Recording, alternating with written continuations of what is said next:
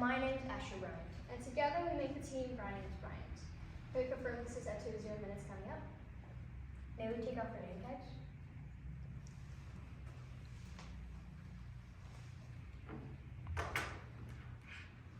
Okay, all my directions are ready. Time is starting. Heroes, villains. We're tempted to think that all heroes are good and all villains are bad.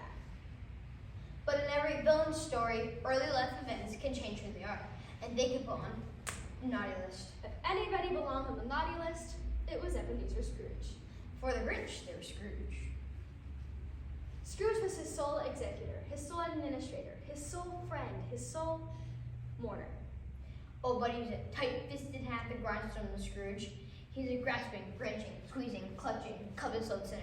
Nobody ever stopped him in the street to say, "How are you?" But what did Scrooge care? It was the very thing he liked. The door of Scrooge's counting house was opened. There might keep his eye upon his clerk, Mr. Cratchit. "A Merry Christmas, Uncle. God save you." It was the voice of Scrooge's nephew. Bah, humbug. "Christmas? A humbug. You don't mean that, I'm sure." I do. What's Christmas time to you, but a time for paying bills without money, a time for finding yourself a year older and not an hour richer. Well, I've always thought Christmas time as a good time, a kind, forgiving time. And even though it's never put a scrap of gold or silver in my pocket, it has done me good, and will do me good. So I say, God bless it. Humbug. I'm sorry with all my heart to find you so resolute, but I'll keep my Christmas humor to the last. So Merry Christmas, Uncle, Good afternoon. and Happy New Year.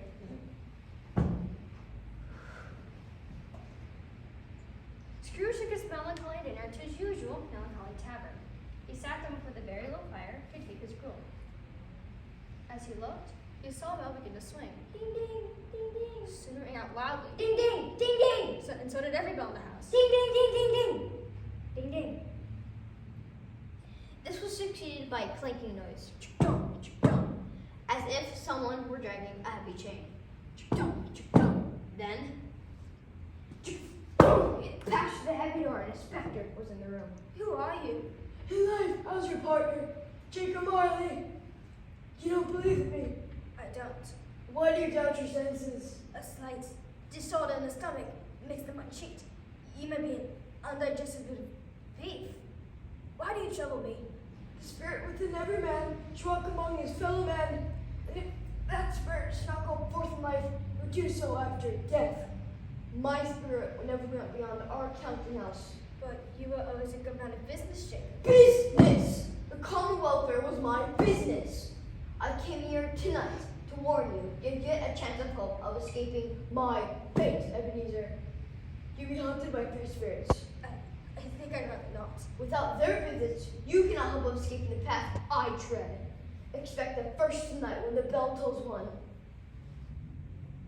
Stave 2, the first of the spirits.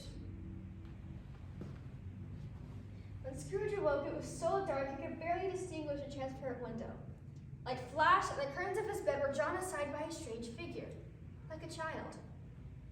Are you the ghost whose coming was foretold to me? I am the ghost of Christmas past. The things you see with me are the shadows of the things that have been. As the words were spoken, they passed through the wall and stood in the busy city. It was Christmas time. Spirit stopped at a certain warehouse and asked Scrooge if he knew it. No, was I apprenticed here? Why, it's old Fezziwig. Bless his heart, it's Fezziwig, alive again. To make these silly folks more full of gratitude, he spit up a few pounds of immortal money. Does that mean he deserves this praise? It isn't that, Spirit. He has the power to render us happy or unhappy.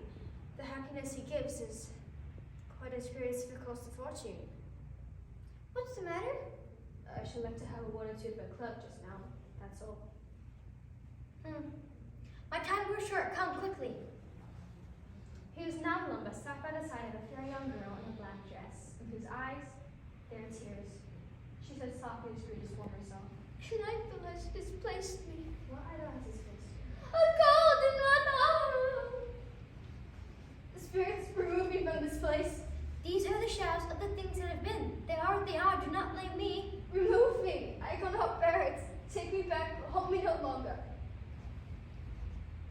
Stage 3, the second of the spirits. Scrooge awoke in his bedroom. The walls and ceiling were so hung with living green that it looked like a perfect grove. Come in, come in. I'm the ghost of Christmas present. You've never seen the likes of me before. Never. Touch my robe. The room and its contents all vanished instantly, and they stood in the city streets upon a snowy Christmas morning. Scrooge and the parent passed on, invisible, straight to Mr. Cratchit's dwelling. In came Bob the father with Tiny Tim on his shoulder.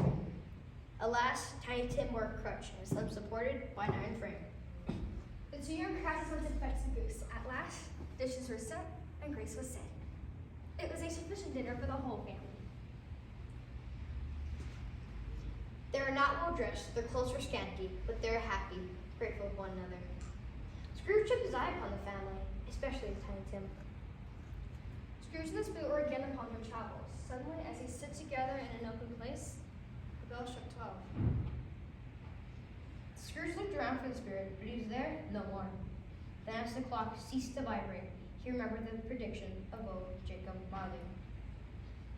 And, lifting up his eyes, beheld a solemn phantom, draped, hooded, and coming like a mist along the ground towards him.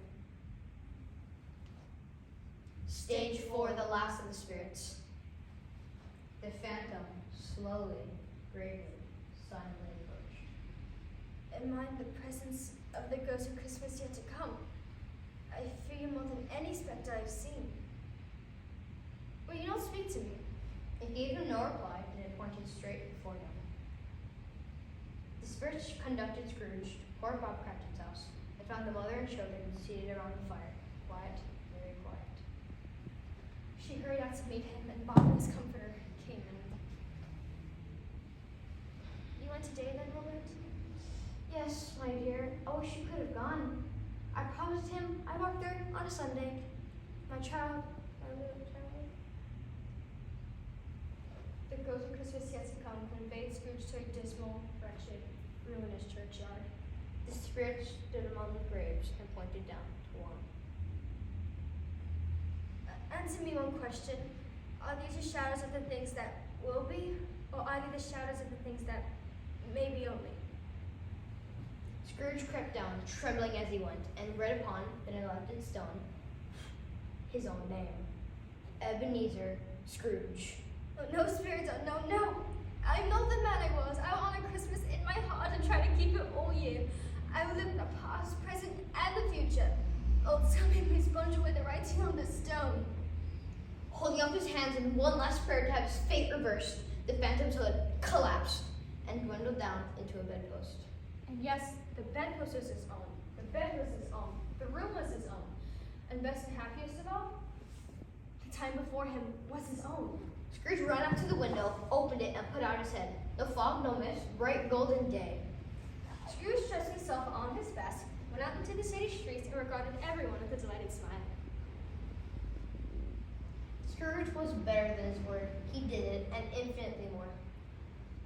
And for Tiny Tim, who did not die, he was a second father. Scrooge became as good a friend, as good a master, and as good a man as the old city knew. People laughed to see the alteration in him, but his own heart laughed, and that was quite enough for him. Scrooge faced his battle of bitterness to find the value in others. It takes bravery and honest reflection to change our path in life. So we ask you, will you let your past make you bitter or better? The choice is yours. And so, as Tiny Tim observed, God bless us, everyone. Thank you.